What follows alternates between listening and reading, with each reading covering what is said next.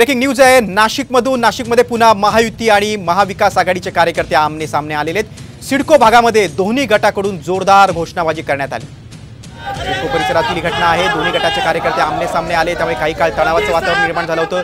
पोलिसांनी दोन्ही गटाच्या कार्यकर्त्यांना पिटाळल्यानं आता तिचा तणाव निवाळलेला आहे। महाविकास आघाडीचे कार्यकर्ते आणि महायुतीचे कार्यकर्ते अगदी मतदान संपता संपता आमने सामने आले होते।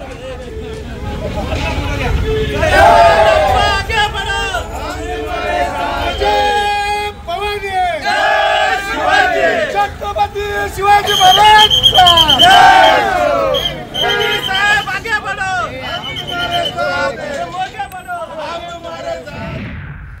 पुढची बातमी नाशिकमधूनच आहे। नाशिकमध्ये भाजप आणि ठाकरे गटाचे कार्यकर्ते आमने सामने आले होते। दरम्यान भाजपचे आमदार देवयानी फरांदे आणि ठाकरे गटाचे माजी आमदार वसंत गीते यांच्या कार्यकर्त्यांमध्ये राडा झाला।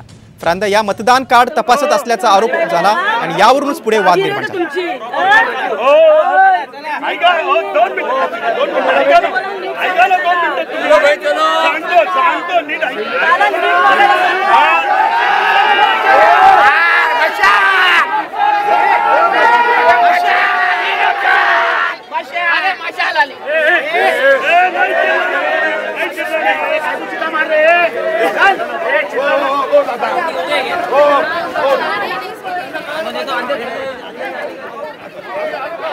आपण आमचे प्रतिनिधी अभिजित सोनवणे यांच्याशी संवाद साधूया। अभिजित, हा सगळा जुन्या नाशकातील सगळा प्रकार आहे भद्रकाली परिसरातील, नेमका काय वाद झाला होता? देवयानी फरांदेवर काय आरोप होता?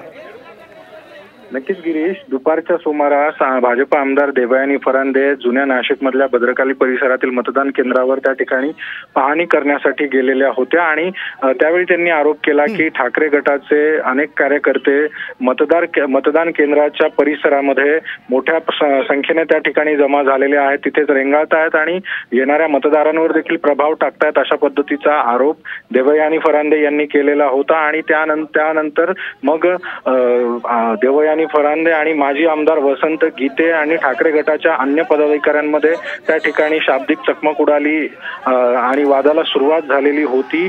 त्यानंतर पोलिसांनी खरं तर हस्तक्षेप केला आणि त्या ठिकाणचा जो वाद आहे तो विकोपाला जाऊ नये यासाठी पोलिसांनी निश्चितच अभिजित, तुम्ही सविस्तर माहिती दिली त्याबद्दल धन्यवाद। दादागिरी करून मक्तेदारी करून या ठिकाणी ह्या देशामध्ये अशा पद्धतीचं मतदान मिळवण्याचा कोणी प्रयत्न करत असेल तर चुकीचं आहे।